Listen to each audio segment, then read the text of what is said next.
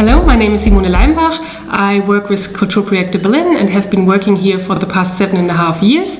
I'm now the head of the project and events department, and I did the Arts and Heritage Master program in the year 2007-2008. What I really liked about it already when I was applying for it was that it had a way more practical approach than, for instance, my bachelor program. So I really, in my master's program, I wanted to have a different perspective, to be better prepared later on for the first jobs I was going to do. And there's like 2 or 3 things I liked most, or were of most advantage during the master program. One thing was that it was possible to kind of customize the program for oneself and for one's own interest. So even though you had a lot of different subjects, from cultural management to cultural policies and other areas, within each subject or class you could always think, okay, what are the topics, what content am I most interested in, and kind of do your presentation exactly on this area, on this topic, and maybe relate it to a paper that you would be doing in a different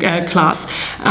So maybe for some people who wouldn't know in the beginning what are their interests or which field do they want to work later on, they need some orientation in the beginning, but then it's also great that you do have these kind of different classes. Do I want to work more in the management field, in the policy field, or more on the curatorial side? But if you already have a certain idea, you can kind of form your own red line and follow your own interest during the program. And the other thing that was really helpful is that you have to be really quick getting into new topics. I'd like to start by telling you a few things about Kulturprojekte Berlin, the company where I work. It's a city organization that has been existing for the past 10 years. So we had our 10-year anniversary this year and a nice party too. What's a city? It means that we are linked to the Department of Cultural Affairs here in Berlin, and that we receive structural funding from the city. But we are actually quite independent in our work and in the projects that we do. We have about 100 permanent and temporary employees working here on average. And what are our main objectives? What are our main goals?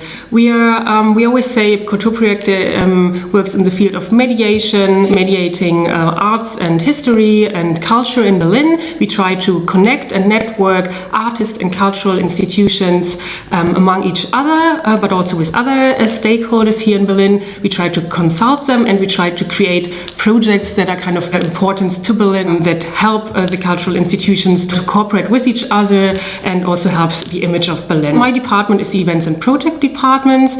This contains projects such as biennial or annual projects like the Berlin Art Week, the Long Night of Museums. It's our most classic project, I guess, which has been exported into the whole world, but also the European Months of Photography that is taking place every 2 years. And on the other hand, we have temporary projects that are often related to historic events, to anniversary or commemorative dates that are kind of important for Berlin. Let's take the 25th anniversary of the fall of the Berlin Wall, which we celebrated with a huge light installation in 2014. But it can also be more like serious topics, such as looking back on Berlin during NS dictatorship in the 1930s, where we had a whole theme year in 2013, for instance, on the destroyed diversity in Berlin during these years.